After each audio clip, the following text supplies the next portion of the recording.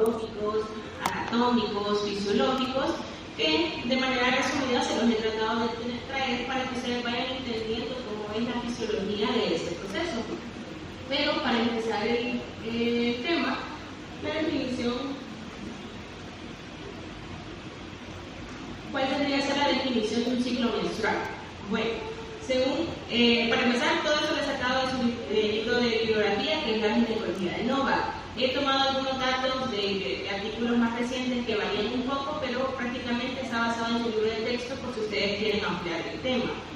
Como definición, pues prácticamente el ciclo menstrual es aquella producción hormonal cíclica, ordenada y que lleva a la proliferación paralela del revestimiento uterino que prepara la implantación del embrión. Esto quiere decir que es un proceso que se da desde la menarquia hasta la menopausia.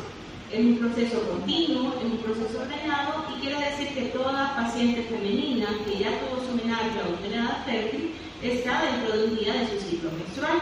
Y eso es hasta que termine su reserva ovárica y por lo tanto hasta que ya haya cesado la ovulación y por lo tanto cese ese componente hormonal.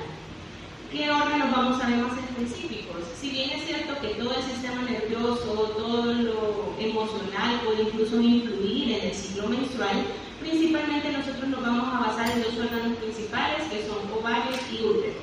Entonces, cada uno, ustedes van a ver que tiene dos fases. Por ejemplo, tenemos el ciclo ovárico, donde tenemos la fase folicular y la fase lútea, que poco a poco vamos a ir definiendo o viendo qué es lo que corresponde a esos términos. Y el ciclo uterino, un ciclo endometrial, que va a consistir en la fase proliferativa y la fase secretora. En eso se va a clasificar, pero eso es como un bosquejo en general lo que vamos a tratar el día de ahora.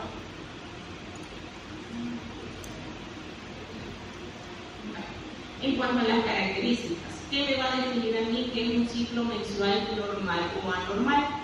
En este caso, como les mencionaba yo, en su bibliografía, en la ginecología de Nova, que la última edición, da esas tres características principales de un ciclo menstrual normal. Uno, que va a tener una duración de 21 a 35 días. Eso significa una duración desde el inicio de mi primer día de menstruación hasta el inicio del primer día de mi siguiente ciclo. Eso va a tener una duración de 21 a 35 días. ¿Cuánto me va a durar el flujo sangrado menstrual? En su bibliografía lo definen como de 2 a 6 días. Ese es el rango promedio en el que una paciente va a presentar su día de menstruación. Y la pérdida de sangre va a ir desde 20 ml a 60 ml.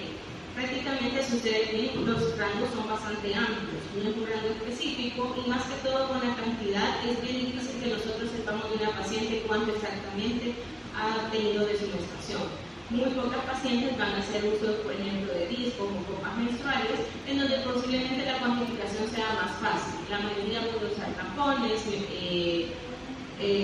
o toallas sanitarias o incluso toallas de las que son reutilizables, y en ese caso se le da más que todo al componente subjetivo de complementar cuántas toallas diarias se utilizan, cuánto las llena, cada cuánto se las cambia, para que nosotros vayamos teniendo una idea si es un flujo abundante o no.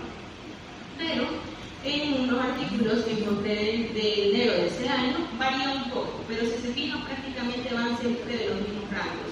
Tenemos una duración de 24 a 38 días, quizás ese es como un poquito más amplio la variación de duración del ciclo menstrual. El flujo que tiene que ser de 8 días o menos, no especifica un límite inferior, y la pérdida de sangre menor a 80 ml.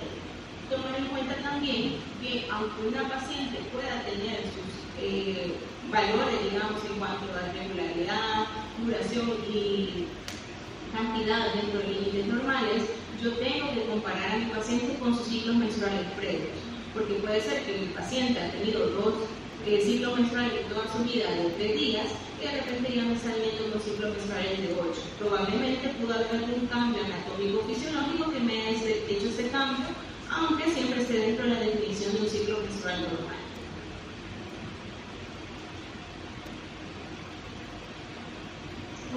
Aquí prácticamente es la imagen que ustedes tienen que aprender, es la imagen que es prácticamente de memoria en cuanto a saber cómo van los movimientos, porque aquí se resume el ciclo menstrual. Aquí resumimos los componentes hormonales, el ciclo ovárico y el ciclo endometrial. De manera general se los voy a medio explicar, pero poco a poco vamos a ir viendo cómo va desencadenándose todo este proceso. Entonces, a nivel hormonal, nosotros tenemos dos gonadotropinas, que son las principales que se van a ir liberando inicialmente. ¿Cuáles son esas? Es la FSH y la FSH. No tengo orden.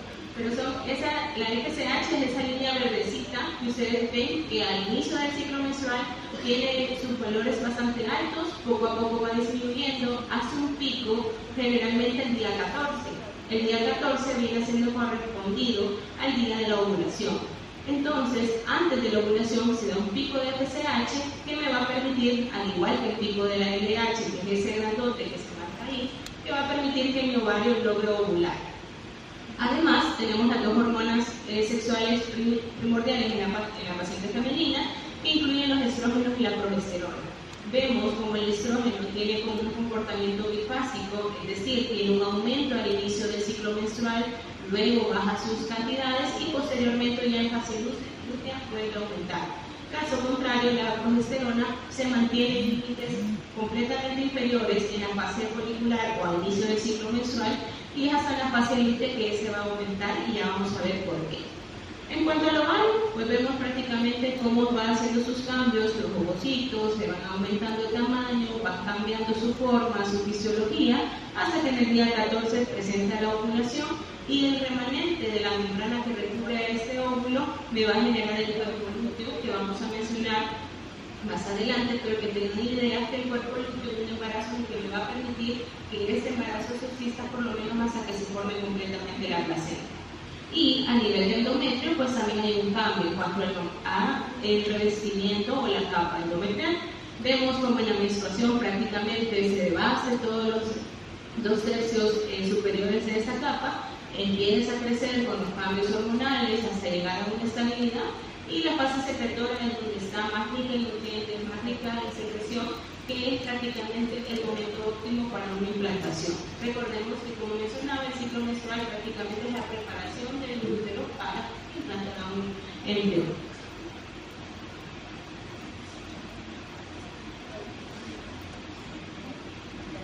Entonces vamos a empezar con las cositas como que más complejas, eso creo que se acuerdan ustedes un poco más que yo en cuanto a anatomía, que se acaban de pasar, pero como yo les explicaba, no solo es a partir de aquí lo del ciclo menstrual, pero es donde vamos a tomar nosotros como punto de partida, porque hay otros aspectos que pueden afectar a esas secreciones. Entonces, prácticamente el ciclo menstrual va a empezar con una neuroendocrinología a través de la secreción de hipotálamo e hipófisis. El hipotálamo, recordemos que es aquella porción situada en la base del cráneo, cerca del quiasma óptico, que va a tener componentes neuroaxiales que me van a permitir dar diferentes hormonas que me van a estimular a nivel de adenocórtex. Entonces, vamos a ver. Vemos esta parte de aquí correspondería al hipotálamo, tenemos diferentes núcleos, por ejemplo el núcleo paraventricular, el núcleo tuberoso, tenemos esos tractos que son prácticamente de las axones de estas neuronas que me van a dar la señalización de aquí hacia la hipófisis. Aquí en la hipófisis yo voy a tener el otro grupos de hormonas liberadoras que me van a permitir ir a actuar a un órgano específico. Entonces, por ejemplo, nosotros tenemos que recordar que la hipófisis se va a dividir principalmente en dos porciones: la hipófisis anterior o adenopófisis y la hipófisis posterior o neurohipófisis. ¿Cuáles hormonas son las que me van a interesar más en el ciclo menstrual? Las de la adenopófisis, principalmente LH, hormona luteinizante, y la FSH, que es una hormona folículo estimulante. Si ustedes pueden ver en esta imagen, los axones de estas neuronas que van del hipotálamo se llegan prácticamente a nivel de la hipófisis posterior. Por eso esta hipófisis posterior es llamada como una neurohipófisis y se cree que viene siendo como la prolongación del hipotálamo. Las hormonas principales que me van a secretar esta estructura son oxitocina y vasopresina o hormona antidiurética. Esas las vamos a ver o las van a ver eventualmente con otros casos, pero en el caso de la adenopófisis, si ustedes se fijan, los axones llegan como al istmo, prácticamente a la porción intermedia de la hipófisis. Entonces, ¿qué sucede? Esa rama o ese plexo vascular que se forma alrededor de la hipófisis me permite que estas secreciones, estas hormonas liberadas en el torrente sanguíneo, lleguen hasta aquí. Y eso también me permite que haya una regulación entre ambos sistemas, entre el hipotálamo y entre la hipófisis. Entonces vienen todas estas hormonas liberadoras como la GnRH, la liberadora de corticotropina, la liberadora de tirotropina y todas las demás me van a estimular la adenohipófisis para secretar las hormonas FSH, LDH, TSH, por ejemplo, prolactina, entre otras. Y esto ya da complejidad hasta llegar a los órganos blanda. Entonces teníamos hipotálamo, que me va a generar la GnRH, la tirotropina, la corticotropina, hacia hipófisis, y la hipófisis me va a secretar TSH, FSH-LH, la hormona estimulante de tiroides, la hormona estimulante de las glándulas suprarrenales, y entre otras hormonas para hacer prácticamente todo el sistema neuroendócrino. Hablando de eso, lo que yo les explicaba, existen dos tipos de retroalimentaciones. Una es en cuanto a la distancia de las hormonas que se está haciendo la retroalimentación, y la otra es prácticamente en cuanto a si me aumenta o me disminuye la cantidad de hormonas que yo voy a estar secretando. En cuanto a la retroalimentación de distancias, por ejemplo, tenemos aquí la larga, vendría siendo que mis hormonas producidas por ovario me van a venir a inhibir la secreción hipotálamo. Si yo tengo suficiente estrógeno, si yo tengo suficiente progesterona, que ya no necesito producir más, va a haber una retroalimentación para que el hipotálamo disminuya sus secreciones de GnRH. Y entonces ya no se produzcan. Disminuye cantidades de estrógeno y progesterona, vuelve otra vez GnRH a secretarse en alta cantidad para volverlas a estimular. Esa vendría siendo la retroalimentación larga. ¿Cuál es la retroalimentación corta? Vamos de hipófisis a hipotálamo, lo que yo les mencionaba. La LDH, la FSH, la TSH, si se secretan en cantidades suficientes, me van a inhibir el hipotálamo para que sigan secretando las hormonas liberadoras. Y la ultracorta correspondería prácticamente al hipotálamo, que el solito se va como autorregulando. En cuanto a la retroalimentación positiva y negativa, pues como su nombre lo dice, la retroalimentación positiva es aquella en donde yo tengo abundante secreción de hormona y esa hormona me va a estimular que yo siga secretando más. ¿En dónde vemos esto? El ejemplo más típico, uno es prolactina y la dos es oxitocina. Yo tengo secreción de oxitocina, entonces mi oxitocina va a pedir más oxitocina para aumentar contracciones, aumentar el trabajo de parto, y eso va aumentándose y aumentándose. Y la mayoría de hormonas trabajan con la retroalimentación negativa, en donde yo ya tengo un valor normal o adecuado, entonces mi inicio de liberación de hormonas empieza a disminuir. Entonces, hablando ya un poquito de eso, este va a ser el eje que a nosotros nos va a interesar, porque ese es el eje que compone el ciclo menstrual. Desde hipotálamo, hipófisis y gónadas, principalmente ovarios, que es donde se secretan las hormonas, y útero, que aunque no secreto una hormona como tal, pero me va a hacer cambios a nivel de revestimiento endometrial. Entonces, ese es el eje hipotálamo, hipófisis y gónadas principal para el ciclo menstrual. Aquí vemos, tenemos hipotálamo, genera GnRH, esto me hace que genere FSH, que me estimula los ovarios, esta misma estimulación ovárica me hace que aumente la LDH, hay evolución, y la progesterona y estrógeno actúen a nivel de útero. Y aquí vemos que los altos niveles de estrógeno van a retroalimentar negativamente la secreción de FSH y LH. Por eso al inicio que veíamos la gráfica de las hormonas, hay un descenso. Si mi estrógeno sube, mi FSH y mi LH tienden a bajar, porque yo ya no necesito que me sigan produciendo. Pero ahora bien, ¿qué otra complejidad tiene este esquema? Principalmente, la GnRH, que es la que se secreta a nivel del hipotálamo, se caracteriza por tres condiciones bastante específicas. Una, que es una hormona que va a regular simultáneamente la secreción de dos hormonas diferentes. Generalmente nosotros tenemos la liberadora de tirotropina, me va a generar TSH, la de corticotropina, hormona liberadora de corticotropina. Aquí tenemos dos. La GnRH me va a estimular tanto la liberación de LH como la liberación de FSH. ¿Qué otra particularidad tiene esta hormona?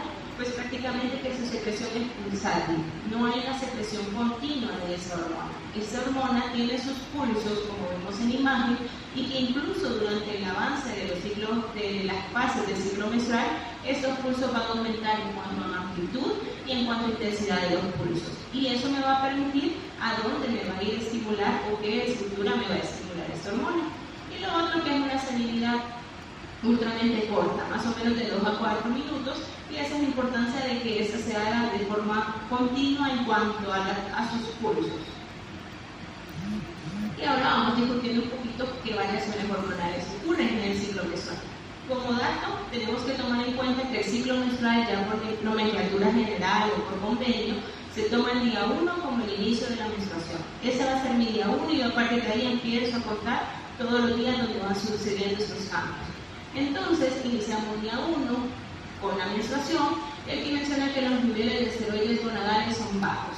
Entonces, nosotros vemos aquí estrógenos, que es esta línea negra, y progesterona, barridos, no tenemos nada. Entonces, ¿qué sucede? Si yo tengo estrógeno y progesterona bajos, mi cuerpo empieza a decir, yo necesito estrógeno y progesterona. Empiezo a secretar FSH y LH. Entonces, este aumento de FSH y LH va a empezar, como su nombre lo dice, el folículo estimulante, a estimularme los folículos ováricos. Entonces aquí mis ovogonias empiezan a crecer poco a poco y empiezan a reclutar un cierto número de folículos en crecimiento, y este crecimiento de folículos me va a ir aumentando la producción de estrógenos. ¿Qué pasa después? Estos niveles de estrógeno van a influir negativamente en la secreción hipofisera de SH, que comienza a disminuir hacia la mitad de la fase folicular. ¿Ok? Ya empiezan a reclutar empecé a reclutar óvulos, y de repente, que ya tengo óvulos más grandes, ya mi estrógeno ya empezó a crecer. Entonces mi FSH, ¿qué hace? Empieza a bajar y disminuye. ¿Qué pasa con la LH? La LH tiene un comportamiento bifásico. Se menciona que a niveles bajos de estrógenos, esta va a ir en disminución, pero ya en la fase folicular, cerca de la ovulación, hay un aumento drástico. Existe este pico de LH, que es el que me va a permitir que se rompa la cápsula y pueda ovular mi paciente. ¿Okay? Entonces se hace un descenso de FSH, aumentan los niveles de estrógenos, y esos niveles de estrógenos me hacen pico de LH, incluso un pequeño pico de FSH. Y al final de la fase folicular, será prácticamente esa secreción de progesterona, porque si se fijan también al nivel del día 14, empiezo ya a generar progesterona, ya no solo es el estrógeno. Entonces este aumento de progesterona también me hace pico de FSH, y aquí prácticamente tenemos la ovulación. Usualmente después de este pico de LH se considera que va de 24 a 36 horas después se da el proceso de ovulación. Y ya una vez se da el proceso de evolución, los niveles de estrógenos empiezan a disminuir. Empiezan a disminuir los niveles de estrógenos y aumentan la secreción de cuerpo lúteo, que es este revestimiento que está aquí. ¿Y qué hormona me va a dar ese cuerpo lúteo? La progesterona. Por eso es que a nivel de fase lútea, o después de la ovulación, ya prácticamente tengo un alza y una meseta de la progesterona. Y tanto la progesterona como los estrógenos y otras hormonas como la inhibina me van a actuar a nivel central para poder suprimir las gonadotropinas en el crecimiento de nuevos folículos. Lo que significa que durante la fase lútea yo inhibo las hormonas de FSH y LH con el objetivo que yo ya no hacer un reclutamiento folicular, porque yo ya tengo un óvulo preparado para la fertilización. Y entonces aquí regresamos otra vez al inicio. Niveles bajos de FSH, LH, ya cuando estos empiezan a caer y se repite el ciclo prácticamente. Ese es el resumen de todos los cambios hormonales que suceden, y tomando de base que el evento que me va a diferenciar ambas fases es la ovulación. A partir de ovulación yo tengo fase folicular y fase lútea, y a partir de la ovulación yo tengo fase proliferativa y fase secretora. Ok, vamos ahora, eso es hormonal. Vamos ahora a qué pasa en el ovario exactamente. En el ovario ya le mencionaba yo que tiene dos principales fases, la fase folicular y la fase lútea. El nombre prácticamente me dice qué es lo que ha pasado. La fase folicular es aquel reclutamiento folicular en donde yo voy preparando un ovocito, un folículo, con el objetivo que ese sea el que me va a ovular. Y la fase lútea es aquella donde se mantiene el cuerpo lúteo generando progesterona para permitir la implantación de embrión. ¿Cuánto va a ser la duración? La fase folicular, ya veríamos que la duración de los ciclos menstruales es completamente variable. Yo puedo tener ciclos de 28 días, entonces yo puedo decir 14 y 14, yo puedo tener ciclos de 30 días, entonces yo tengo que decir 14 y 16. Mi fase lútea siempre va a durar 14 días. Yo puedo saber que mi paciente ovuló si yo desde su primer día de menstruación cuento hacia atrás 14 días, pero yo no sé cuánto me va a durar en la fase folicular. Esta fase folicular puede ser más amplia y puede durar incluso de 10 a 14 días. Entonces, lo largo o el tiempo que dure el ciclo menstrual va a depender más de la fase folicular que de la fase lútea. Entonces, la fase folicular es el desarrollo ordenado de un único folículo dominante, y la fase lútea, que es el periodo que va desde la ovulación hasta el inicio de la menstruación. Entonces, este desarrollo del folículo ovárico, ya les mencionaba, es un proceso dinámico que va desde la menarquia hasta la menopausia. Ese es un proceso continuo que no se va a detener, al menos que haya alguna alteración. ¿Para qué está diseñado? Pues el reclutamiento mensual de una cohorte de folículos primordiales que finalmente va a liberar un único folículo maduro y dominante durante la ovulación de cada mes, y el que va a estar preparado para la fertilización. Como dato de anatomía general, acordémonos que una paciente femenina desde que nace o incluso en el feto puede tener ovocitos de 6 a 7 millones en cantidad. Al nacer eso va disminuyendo de 1 a 2 millones. En la pubertad solo contamos con 300.000, que es de donde iniciamos, pero prácticamente 400 a 500 van a ser los únicos que se van a liberar durante todo el periodo fértil de la paciente. Entonces, eso es algo que ya tiene la paciente desde que nace, eso se van degenerando prácticamente. Algunos se logran estimular, pero no alcanzan el estímulo suficiente para poder ovular y prácticamente se destruyen por sí. Entonces, eso es importante conocerlo porque algunos me preguntaban, ¿y cuánto es la edad para quedar embarazada? Realmente eso depende mucho de la reserva ovárica de la paciente y prácticamente se ha visto que en edad de fértil, de 22 hasta los 33 años, prácticamente son las mejores reservas ováricas, y tomando en cuenta que han pasado esa cantidad de años desde que estos ovocitos se han empezado a dividir. Porque ya una paciente premenopáusica de 42, 44 años, tiene 42 o 44 años de edad, mi ovocito también que se está desarrollando. Entonces, eso prácticamente la descripción de cada una de las etapas de los folículos ováricos, de cómo se van a ir caracterizando. Tenemos los folículos primordiales, que es aquel ovocito primario que se detuvo en la profase de la meiosis 1 y que se ve rodeada únicamente por una capa unicelular de células granulosas aplanadas. A partir de ese ovocito primario se empieza a dar un reclutamiento folicular. No se conoce exactamente en qué momento se inicia el reclutamiento o por qué se inicia el reclutamiento de esos folículos específicos, pero los que son, los seleccionados, empiezan a desarrollarse folículos primarios. Ya ahorita siempre sigue siendo una capa unicelular, pero ya van teniendo una forma cúbica. Si ustedes se acuerdan de anatomía, la forma cúbica ya es más característica de aquella glándula, de aquellas secreciones. Entonces yo tenía una capa unicelular plana, que ahora empieza a hacerse cúbica.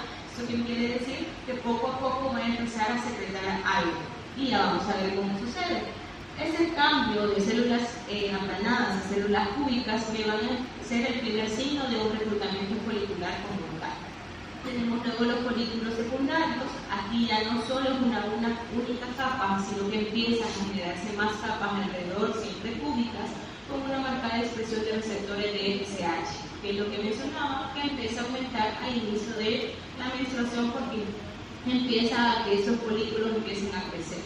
Entonces, las células estromales que están alrededor de esa granulosa o de esa glándula basal van a diferenciarse en otras células que se llaman células de la teca.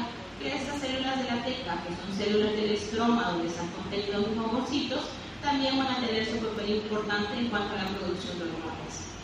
Los folículos terciarios son aquellos donde hay una formación de la cavidad antral o ano. Es decir, estas células cúbicas empiezan a secretar diferentes sustancias y empiezan a generar como una laguna adentro del ovocito. Más adelante vamos a ver la imagen de cómo se ve prácticamente este líquido. Entonces tenemos aquí ovocitos primarios, se forma la capa unicelular, se empieza a cambiar esta capa a nivel cúbico, luego el estroma hace también una capa alrededor del ovocito y se empieza a secretar líquido que compone glucosa y otros aminoácidos que me permiten prácticamente que ese folículo vaya creciendo, vaya aumentando receptores y por lo tanto se vaya preparando para la ovulación. Y los folículos preovulatorios, que prácticamente ya la etapa final, que son los conocidos como folículos de Bragg. Estos son los folículos preparados que con el pico de la FSH y LH me van a permitir una ruptura de su cápsula y una ovulación posteriormente. Entonces prácticamente esos son los cambios que ocurren a nivel de ovario. Tenemos los folículos primordiales, empiezan a hacer sus cambios, se empieza a formar las células de la granulosa, las células de la teca, empieza a secretar líquido hacia adentro del ovocito, generando esta laguna o antro, y posteriormente, cuando ya mi folículo está preparado, se rompe la cápsula y entonces ovulo y ya está listo para la fertilización. Esta capa de la celulosa, de la granulosa y de la teca, posteriormente a la ovulación, empiezan a reclutar diferentes líquidos que me van a generar este tono amarillento y esto va a corresponder al cuerpo lúteo. Este es el cuerpo lúteo que posteriormente me va a pregenerar ese aumento, esa secreción de progesterona y que me va a mantener mi embarazo por lo menos las primeras 12 a 16 semanas, hasta que se forme completamente la placenta. Y entonces, de todos esos que se empezó a reclutar, únicamente uno de ellos fue el que hizo más receptores para FSH, más receptores para LH y que fue el que finalmente ovuló. ¿De qué depende esa selección? Pues realmente se desconoce, no se sabe por qué, pero sí se sabe que solo es uno. Han habido casos, por ejemplo, de embarazos múltiples, en donde tenemos dos óvulos que probablemente se crecieron dos folículos primordiales y que ambos lograron la ovulación. En cuanto a la teoría de dos células, dos hormonas, eso es solo para que tomen en cuenta que las dos capas que se forman alrededor del ovario, que tenemos las células de granulosa y células de la teca, ambas células interactúan entre sí para poder generar los estrógenos principalmente, y que van a actuar de forma coordinada. Este es prácticamente el ejemplo. Ya hablábamos que los folículos, esta es la célula de la granulosa, donde vamos a tener receptores sensibles a FSH, que a medida que va creciendo, si el folículo es el seleccionado, este va a tener más receptores y como ya vimos que esos niveles van bajando, si yo bajo mis niveles pero tengo un folículo con más receptores, va a ser el más estimulado. Entonces, aquí se hace como un complemento. Arriba tenemos las células de la granulosa, que van a ser sensibles a la LH, y aquí vamos a tener, por ejemplo, el colesterol, que me va a generar andrógenos como la androstenediona y la testosterona, y estos de aquí no son capaces de aromatizarse y convertirse en estrona o estradiol, que son los estrógenos femeninos prácticamente. Entonces yo necesito generar aquí androstenediona y testosterona, que eso se pasen a la granulosa, y aquí yo tengo enzimas aromatasas que me los van a convertir. Entonces, si yo tengo un folículo que no tenga receptores de FSH, que no me generen esa aromatización, yo voy a tener altos niveles de testosterona o androstenediona, y así es que tengo características de masculinización, más que todo en pacientes con síndrome de ovario poliquístico o hiperandrogenismo. Entonces, este conjunto de teoría de dos células, dos hormonas es bastante importante porque en el ciclo menstrual me permite que los estrógenos predominantes sean el estrona y el estradiol. Eso hablando prácticamente a nivel de ovario. Vamos ahora a hablar un poco sobre el ciclo uterino endometrial. Ahí como ejemplo tenemos prácticamente eso, imagínense que es un corte del miometrio. Entonces tenemos aquí el miometrio, y en la anatomía ya vieron cuáles son las ramitas o cómo se va ramificando toda la irrigación del útero. Entonces tenemos las arterias uterinas, derivan las arcuatas, las radiales, las basales y las espirales, que van siendo las que están a nivel de endometrio. Tenemos una capa basal que viene a constituir prácticamente un tercio de la capa endometrial y la capa funcional. Esta capa funcional es la capa que se va a desprender con cada ciclo menstrual. Es decir, que en cada ciclo menstrual siempre va a quedar una capa basal del endometrio. ¿Para qué le sirve eso? Pues prácticamente porque va a ser mi base para generar nuevamente glándulas, nuevamente vasos y que ese revestimiento vuelva a aumentar de tamaño. Vemos aquí algunos cambios, por ejemplo, vemos estas glándulas que son simples, delgadas, poco a poco van aumentando hasta que se vuelven completamente tortuosas y secretoras que son prácticamente en la fase preparada para la implantación. Entonces, ya mencionábamos que la zona que va a proliferar, que son esos 2/3 superficiales o capa funcional, y que se van a ir desprendiendo con cada ciclo menstrual si no hay un embarazo. Esa porción cíclica se va a llamar como una decidua o capa funcional y se va a componer de dos estratos, digamos, que es el estrato esponjoso y la zona superficial, que es el estrato compacto. Eso es más de anatomía. Y tenemos en cuenta lo que ya les mencionaba, que la capa basal prácticamente no va a experimentar una proliferación significativa, sino que esa nada más es como la fuente a partir de la cual se va a ir generando toda la capa funcional, que es la que se prepara para implantación o que se descama durante la menstruación. ¿Cuáles van a ser las características de ambas fases? Mencionábamos que la primera fase, la fase proliferativa, después de la menstruación, esa deciduo basal se va a componer de glándulas primordiales y un estroma que sea bastante denso, adyacente a la capa basal o al endometrio. Se va a caracterizar por un crecimiento mitótico progresivo, es decir, de un crecimiento grande por efecto de los estrógenos, y que van a preparar el endometrio para la implantación del embrión. Entonces, estos altos niveles de estrógenos que se están iniciando antes de la ovulación me van permitiendo que el endometrio vaya creciendo y se vaya preparando para la implantación. Al comienzo de esta fase, prácticamente va a ser un endometrio delgado, más o menos de 1 a 2 milímetros, que prácticamente correspondería a la capa basal. Y el cambio predominante que se observa en este periodo va a ser la evolución de las glándulas endometriales, que inicialmente son rectas, como veíamos en la imagen, estrechas y cortas, y luego se hacen más largas y tortuosas. Después de que exista la ovulación, cambiamos entonces a la fase secretora. La fase secretora, esta se da más o menos de 48 a 72 horas después de la ovulación, y esta está más dependiente de la cantidad de progesterona que se ha secretado. Entonces, esta progesterona me va a empezar a producir diferentes componentes para que yo pueda secretar productos ricos en proteínas hacia el lumen o hacia la luz de la glándula, y se va a caracterizar por esos efectos celulares secundarios a la progesterona.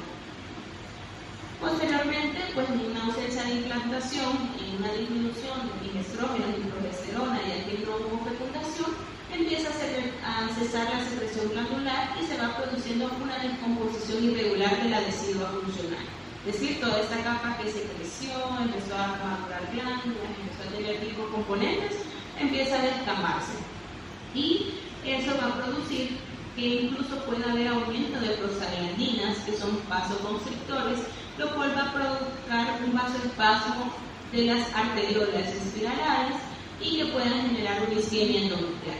Aparte de eso, las prostaglandinas pueden generar contracciones endometriales que van a disminuir el flujo sanguíneo local de la pared uterina y pueden servir para expulsar físicamente el tejido endometrial. Es ahí porque durante la menstruación pueden existir los famosos pólipos menstruales, porque hay un aumento de prostaglandinas, hay un aumento de vasoconstricción que no me permite que esta capa endometrial vaya liberándose y pueda salir del útero. Entonces, esta es la imagen prácticamente donde observamos menstruación, se desgama toda la capa funcional. Iniciamos la fase proliferativa, empieza el crecimiento mitótico del tejido endometrial, ovula la paciente y entonces yo ya tengo aumento de mis glándulas que se vuelven tortuosas con más secreciones, tengo un alto, prácticamente se ve el crecimiento del grosor endometrial y esa sería como la ventana de implantación que corresponde al momento en que el óvulo llega a cavidad uterina. Si aquí no se implanta nada, bajan los niveles y otra vez esto empieza a descamarse y empezamos nuevamente con el ciclo. Entonces, aquí les voy a mostrar la imagen que prácticamente es el resumen de lo que hemos hablado.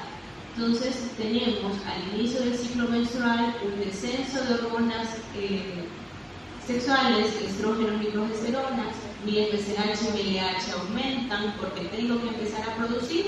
A mediados de la primera fase empiezo a crecer estrógenos, FSH disminuye, como yo aumento estrógenos se hace pico de LH y empieza a crecer la progesterona.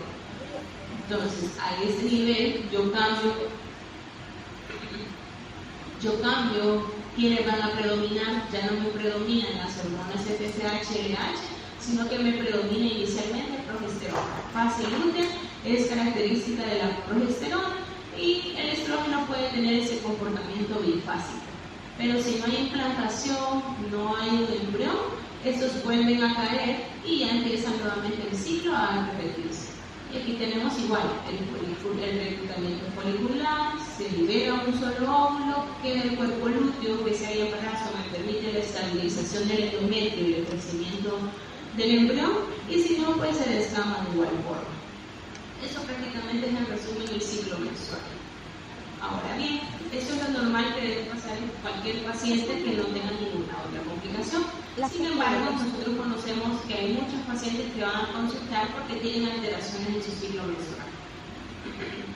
Estas son las principales definiciones que se utilizaban anteriormente para poder describir cómo son o qué alteraciones del ciclo menstrual puede tener una paciente. Por ejemplo, tenemos la amenorrea, que es una ausencia de periodo menstrual, ¿verdad? Tenemos amenorrea primaria en aquellas pacientes en los que nunca han visto regla, y la amenorrea secundaria en aquellas pacientes que ya tuvieron una menarquia y que posteriormente por alguna razón ya no ven regla de forma normal. Tenemos la oligomenorrea, que son aquellas en donde los ciclos prácticamente son más amplios, tenemos ciclos más de 34 días, la polimenorrea, aquellos donde los ciclos son menos de 21 días, es decir, tengo ciclos menstruales de 15, 18 días, dismenorrea, que se refiere por la menstruación dolorosa, la hipomenorrea, que en cuanto a la cantidad de cuánto sangrado tengo en mis menstruaciones, la menorragia es un sangrado menstrual abundante que aunque pueda ser regular de abundante cantidad, la metorragia, que es combinación de los sangrados intermenstruales, abundancia, irregularidad, y la menometorragia, que es prácticamente una combinación de todas esas definiciones, que es un sangrado abundante durante los periodos menstruales, sangrado aparecido con frecuencia, de manera irregular, goteo premenstrual, entre otros. Si bien es cierto, esas definiciones se siguen utilizando, ustedes van a escuchar o casos clínicos que puedan dar estas definiciones, sin embargo, ustedes se darán cuenta que son definiciones bastante complejas, bastante difíciles y pueden llevar a la confusión. Entonces, últimamente esta terminología que genera confusión se ha cambiado por otra clasificación más específica en que nos basamos más en la etiología de esos cambios de ciclos menstruales. Entonces mencionan que en el 2005 se reunieron para poder hacer cambios a estos vocablos por el riesgo de confusiones, y prácticamente se establece que solo se debe describir cómo es el ciclo menstrual de esta paciente.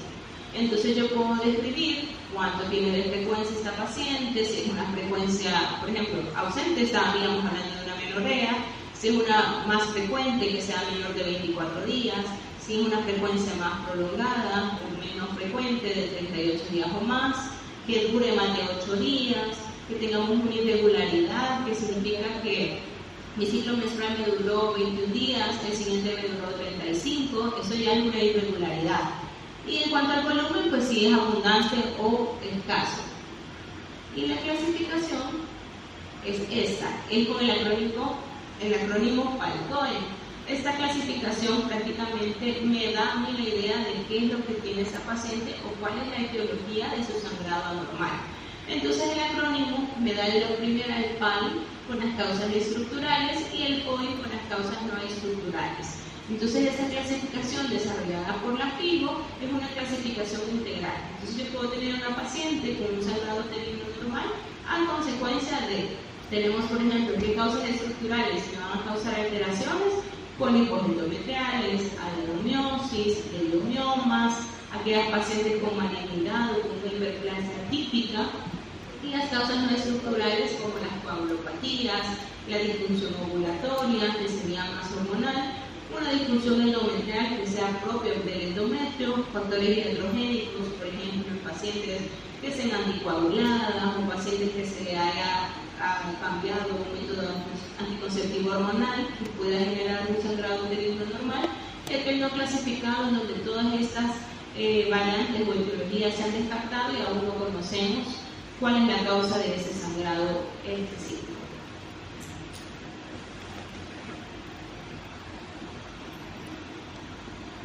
Y esa es la bibliografía, pues prácticamente yo les mencionaba el capítulo 7 de la ginecología de Novak, que es donde está explicado todo a detalle y es un texto de base, y los otros artículos de donde he tomado un poco de las actualizaciones en cuanto a los cambios de duraciones y de definiciones, pero que prácticamente se parece mucho a lo de la literatura. No sé si tienen así alguna pregunta.